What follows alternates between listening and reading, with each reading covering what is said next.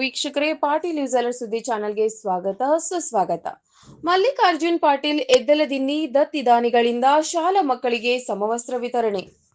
ಮಸ್ಕಿ ತಾಲೂಕಿನ ಹಾಲಪುರದ ಸರ್ಕಾರಿ ಪ್ರೌಢಶಾಲೆಯ ದತ್ತಿದಾನಿಗಳಾದ ಮಲ್ಲಿಕಾರ್ಜುನ್ ಪಾಟೀಲ್ ಎದ್ದಲದಿನ್ನಿ ಇವರಿಂದ ಎಲ್ಲಾ ವಿದ್ಯಾರ್ಥಿಗಳಿಗೆ ಸಮವಸ್ತ್ರಗಳಾದ ಟಿ ಶರ್ಟ್ ಮತ್ತು ಲೋಯರ್ ವಿತರಣೆ ಮಾಡಿ ಮಾತನಾಡುತ್ತಾ, ವಿದ್ಯಾರ್ಥಿಗಳು ತಮ್ಮ ಶಿಕ್ಷಣ ಕಲಿಕಾ ಮಟ್ಟವನ್ನ ಸುಧಾರಿಸಿಕೊಳ್ಳಬೇಕು. ಇದು ಸ್ಪರ್ಧಾ ಪ್ರಪಂಚ. ಶಿಕ್ಷಕರು ಹೇಳುವ ಪಾಠವನ್ನ ಸರಿಯಾಗಿ ಆಲಿಸಬೇಕು. ಮನೆಯಲ್ಲಿ ಯಾವುದೇ ಟಿವಿ, ಮೊಬೈಲ್ ಇವುಗಳಿಂದ ದೂರವಿದ್ದು ಅತ್ಯುತ್ತಮ ಅಭ್ಯಾಸ ಮಾಡಿ. ಎಸ್ಎಸ್ಎಲ್ಸಿ ತಮ್ಮ ಜೀವನಕ್ಕೆ ಮಹತ್ವದ ಘಟ್ಟ. ಹೀಗಾಗಿ ಒಳ್ಳೆಯ ಫಲಿತಾಂಶ ತೆಗೆದುಕೊಳ್ಬೇಕು. ಎಸ್ಎಸ್ಎಲ್ಸಿ ಪರೀಕ್ಷೆಯಲ್ಲಿ 600ಕ್ಕೂ ಹೆಚ್ಚು ಅಂಕ ಗಳಿಸುವ ಎಲ್ಲಾ ವಿದ್ಯಾರ್ಥಿಗಳಿಗೆ ಪಿಯುಸಿ ವಿಜ್ಞಾನ ವಿಭಾಗದ ಪ್ರವೇಶಾತಿ ಕೊಡಿಸಿ ಕಾಲೇಜಿನ ಎಲ್ಲಾ ಶುಲ್ಕವನ್ನ ನಾನೇ ಭರಿಸುತ್ತೇನೆ ಎಂದು ಹೇಳಿದರು.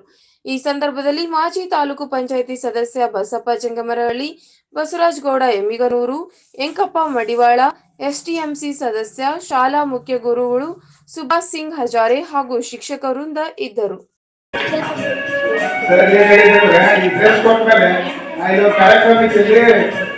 ಪ್ರತಿಭಾ ಕಾರ್ಯಕ್ರಮ ಬಂದಿ ನಮ್ಮ ಶಾಲೆಗೆ ಇವೆಲ್ಲ ಡ್ರೆಸ್ ಕೊಟ್ಬಿಟ್ಟು ಎಡಗೈ ಕೊಟ್ಟಿದ್ದು ಬಲಗೈ ಗೊತ್ತಾಗ ಅಂತ ಹೇಳಿದ್ರು. ನಮ್ಮ ಹೆಸರಿಗೆ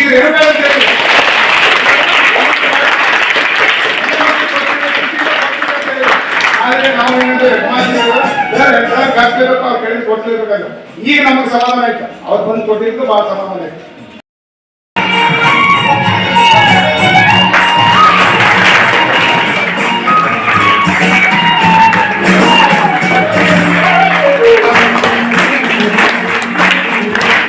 ಪ್ರೀತಿಯ ಶಿಕ್ಷಕ ಸಹೋದರರು ನನ್ನ ಬಗ್ಗೆ ಬಹಳಷ್ಟು ಹೇಳಿದ್ದಾರೆ.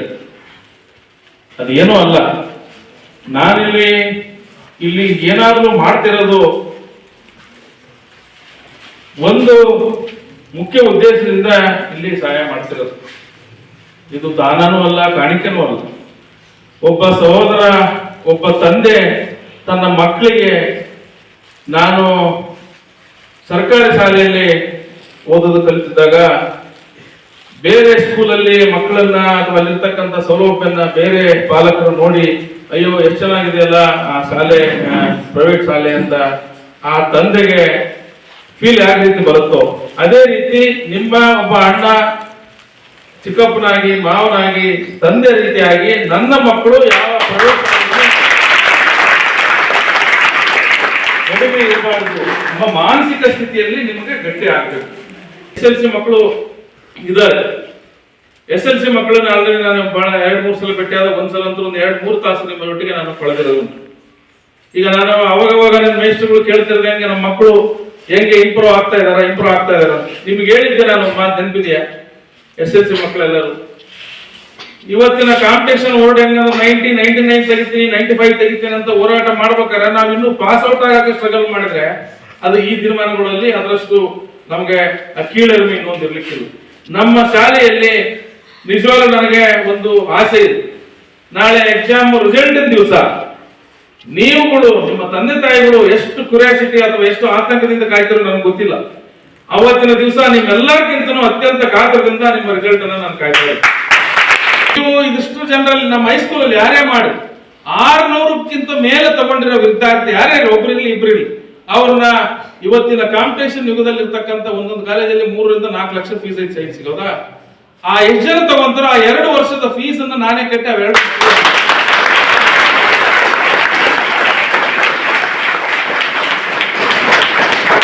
ಇದು ನಿಮ್ಮೆಲ್ಲರಿಗೆ ಗಂಟಾಘೋಷವಾಗಿ ಹೇಳ್ತೀನಿ. ಯಾರು 600ಕ್ಕಿಂತ ಮೇಲೆ ಹೆಚ್ಚಿಗೆ ತಗತ್ತೀರಿ, ಒಂದೊಂದು ಮಕ್ಕಳಿಗೆ 2.5, 3, 4 ಲಕ್ಷ ತನಕ ಈಗ ಸೈನ್ಸ್ ಕಾಲೇಜುಗಳಿಗೆ ಫೀಸ್ ಇದೆ. ಇಬ್ಬರು ತಗೊಂಡ್ರೆ ಇಬ್ಬರು ಸುಮ್ಮನೆ 10 ಜನ ತಗೊಂಡ್ರೆ 10 ಜನ ಓದ್ತಾರೆ.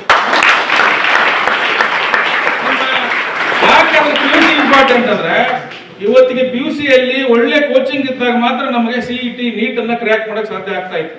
ನಾವು ಹೇಳಿದ್ವಿ, ನಾವು ಅದನ್ನು ಕೇಳಿ ಯಾವಾಗ ದತ್ತು ತಗೊಂಡಾದ್ಮೇಲೆ ನಮ್ಮ ಬೇಡಿಕೆಗಳು ಶುರುವಾದ ಒಂದು ಸ್ಮಾರ್ಟ್ ಟಿವಿಯನ್ನು ನಾವು ಅದರ ಮುಂದಿಟ್ಟಿದ್ವಿ. ಏನೋ ಅದೃಷ್ಟ ಏನೋ ಅವರು ಒಂದೇ ಮಾತಿಗೆ ನಮ್ಮ ಸರ್ ಹೇಳಿದಾಗ ಕೊಟ್ಬಿಟ್ಟು ಅವರು ಸಾಯಂಕಾಲ ಬಂತು.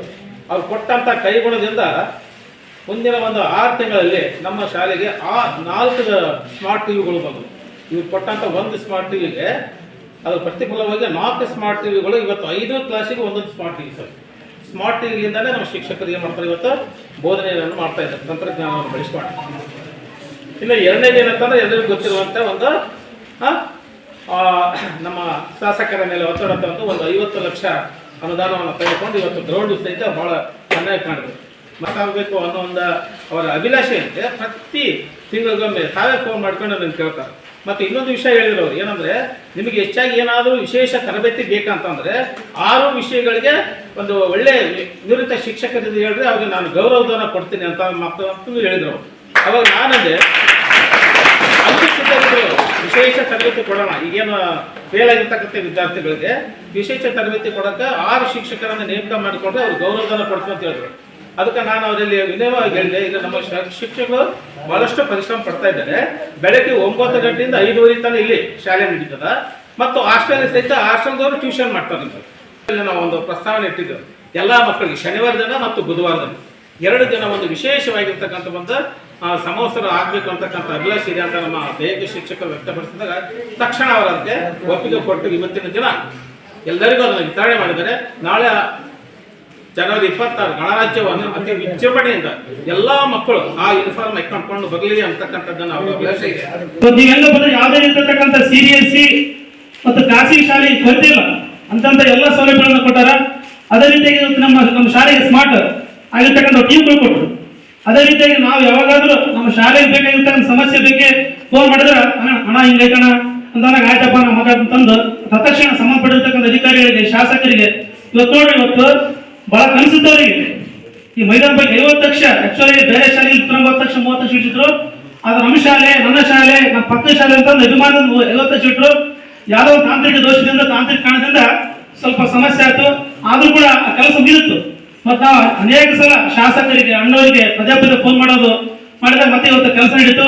ಹಳೆ ವಿದ್ಯಾಸಂಘ ಕೆಲಸ ಏನಪ್ಪ ಅಂದ್ರೆ, ಈ ಶಾಲೆಯ ಭೂದಾನಿ ಆಲಾಪುರದ ಮರ್ಯಾದಾ ಮಾಣಿಕ್ಯಾರಪ್ಪ ದಿವಂಗತ ಬಸವರಾಜಪ್ಪ ಗೌಡ್ರು. ದಿವಂಗತ ಬಸವರಾಜಪ್ಪ ಗೌಡರಲ್ಲಿ ಸಂಘ ಮಾಡಿವಿ.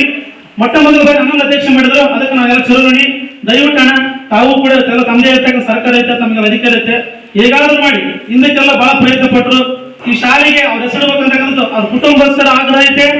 ಈ ಶಾಲೆ ಕತ್ತಿರ್ತಕ್ಕಂಥ ಸಾವಿರಾರು ವಿದ್ಯಾರ್ಥಿಗಳ ಆಗ್ರಹ ಐತೆ, ನಮ್ಮ ಆಗ್ರಹ ಐತೆ. ದಯವಿಟ್ಟು ಅದಾದ್ರೂ ಮಾಡಿ ಬರುವಂತ ಒಂದು ಶೈಕ್ಷಣಿಕ ವರ್ಷಗಳೇ ಆ ಪುಣ್ಯಾತ್ಮ ಹೆಸರಿಟ್ಟು ಈ ಒಂದು ಸಾವಿರಾರು ವಿದ್ಯಾರ್ಥಿಗಳಿಗೆ ಶಿಕ್ಷಣ ಉದ್ಯೋಗ ಕೊಟ್ಟಿರ್ತಕ್ಕಂಥ ಆ ಮಾಣಿಕ್ಯನ ಹೆಸರನ್ನು ತಾವು ಎತ್ತಿಡ್ಬೇಕಂತಕ್ಕಂಥ ಮಾತನ್ನು ಕೂಡ ಹೇಗಾದ್ರೂ ಮಾಡಿ ದಿವಂಗತ ಬಸವರಾಜಪ್ಪ ಹೆಸರನ್ನ ಈ ಶಾಲೆಗೆ ತಾವು ಮಾಡೇಬೇಕಂತಕ್ಕಂಥ ಒಂದು ನಮ್ಮ ವಿನಯಪೂರ್ವಕ ವಿನಯತೆ ತಾವು ಆಲಿಸಬೇಕು.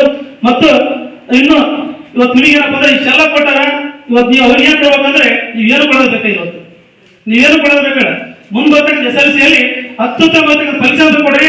ಅದೇ ದೊಡ್ಡ ಕಾಣಿಕೆ. ನಿಮ್ಮ ತಂದೆಗಳಿಗೆ ಇಷ್ಟೆಲ್ಲ ಕೊಟ್ಟಿರ್ತಕ್ಕಂಥ ಮಹಿಳೆಯರಿಗೆ, ನಿಮ್ಮ ಶಾಲೆಗೆ ಮತ್ತು ನಿಮ್ಮ ಶಿಕ್ಷಕರಿಗೆ ಕೊಡುವಂತ ದೊಡ್ಡ ಹುಡುಗರೆ, ದೊಡ್ಡ ಗಿಫ್ಟ್ ಏನಪ್ಪ ಅಂದ್ರೆ 625 ತಗೊಂಡು ಆಲಾಪುರ ಶಾಲೆ ರಾಜ್ಯ ಮಟ್ಟಕ್ಕೆ ಎಲ್ಲಾ ಟಿವಿಯಾಗ ಎಲ್ಲ ಪತ್ರಿಕೆ ಬರಬೇಕು ಅಂತ